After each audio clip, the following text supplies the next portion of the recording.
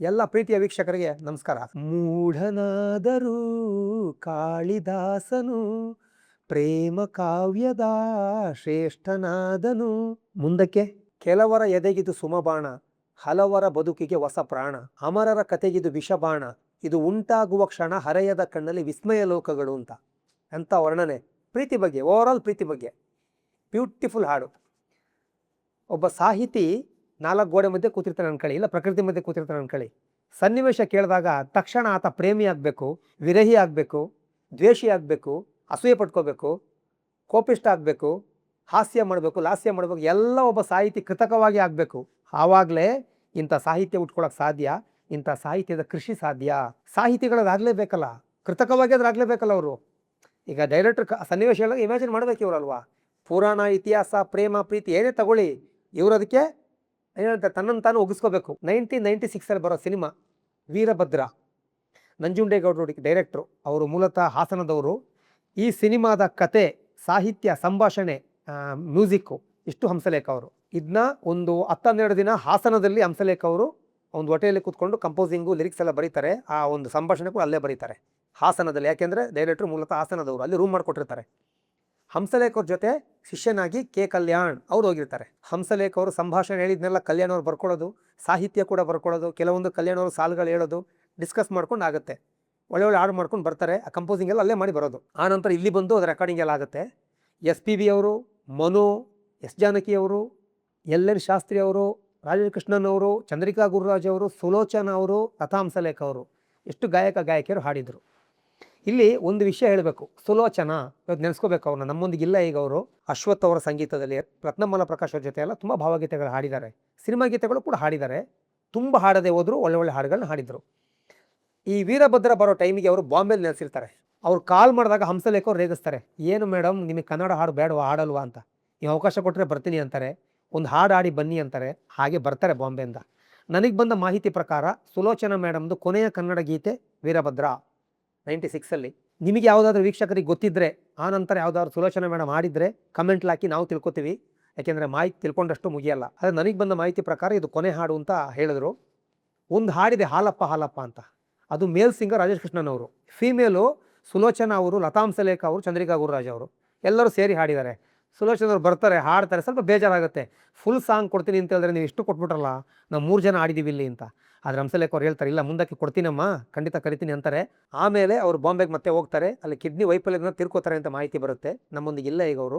ಮುಂದೆ ಜಾನಕಿಯಮ್ಮ ಹಾಗೂ ಮನೋ ಅದ್ಭುತ ಹಾಡನ್ನು ಆಡಿದ್ದಾರೆ. ಒಂದು ಕ್ಲಾಸಿಕಲ್ ಟಚ್ ಇರುವಂಥ ಕಮರ್ಷಿಯಲ್ ಚಿತ್ರ. ಶುರುವಾಗೋ ಕ್ಲಾಸಿಕಲ್ ಥರ ಕೇಳಿಸುತ್ತೆ, ಆ ಟ್ಯೂನ್ಗಳು ಹಂಗೆ ಇದೆ. ಆದರೆ ಆ ಒಂದು ಏನಿದೆ ಲಿರಿಕ್ಸು ಪಕ್ಕ ಕಮರ್ಷಿಯಲ್ಲು. ಸೂಪರ್ ಹಾಡು.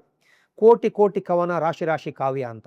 ಅಂದರೆ ಕೋಟಿ ಕೋಟಿ ಕವನ ಬರೀರಿ, ರಾಶಿ ರಾಶಿ ಕಾವ್ಯ ಬರೀರಿ, ಸಾವಿರಾರು ಸಿನಿಮಾಗಳು ಬರಲಿ, ಏನೇ ಬಂದರೂ ಪ್ರೀತಿ ಒಂದೇ, ಆ ಪ್ರೀತಿಯ ಫೀಲಿಂಗ್ ಒಂದೇ. ಪ್ರೀತಿ ಪ್ರೇಮ ಅಂತ ಹೇಳೋ ಆ ಒಂದು ರುಚಿ ಇದೆಲ್ಲ, ಅದು ಒಂದೇ, ಯಾವತ್ತೂ ರುಚಿ ಕೆಡಲ್ಲ, ಅತಿಯಾಗತ್ತೆ ಹೊರತು ಕಡಿಮೆ ಆಗಲ್ಲ ಅಂತ ಹೇಳಿದ್ರೆ ಒಂದು ಸಾರಾಂಶ. ಚರಣದಲ್ಲಿ ಮೂಢನಾದರೂ ಕಾಳಿದಾಸನು ಪ್ರೇಮ ಕಾವ್ಯದ ಶ್ರೇಷ್ಠನಾದನು ಅಂತ ಬರೆದಿದ್ದಾರೆ. ಎಷ್ಟು ಚೆನ್ನಾಗಿ ಬರೆದಿದ್ದಾರೆ ನೋಡ್ರಿ. ಕಾಳಿದಾಸನ ಹೆಸರು ಹಂಸಲೇಖ ಲಿರಿಕ್ಸಲ್ಲಿ ಬಂದು ಹೋಗಿದೆ.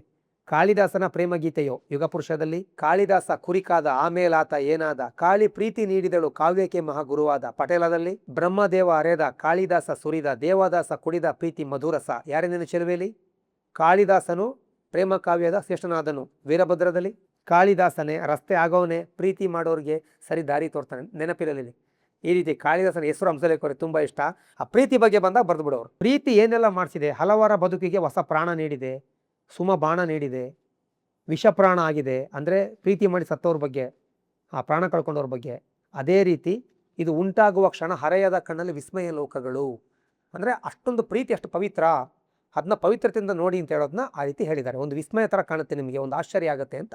ಆಹಾ ನೋಡು ಬೆಂಗಳೂರು ಅಂತ ಹೇಳೋ ಒಂದು ಹಾಡು SPB ಅವ್ರು ಹಾಡಿದ್ದು, ಆಹಾ ಸೂಪರ್ ಆಗಿದೆ ಹಾಡು. ಕೆಂಪೇಗೌಡನ ಕ್ವಾಟೆನ ಇದು ಪ್ಯಾಷನ್ ಪಟ್ನದ ಪ್ಯಾಟೆನ.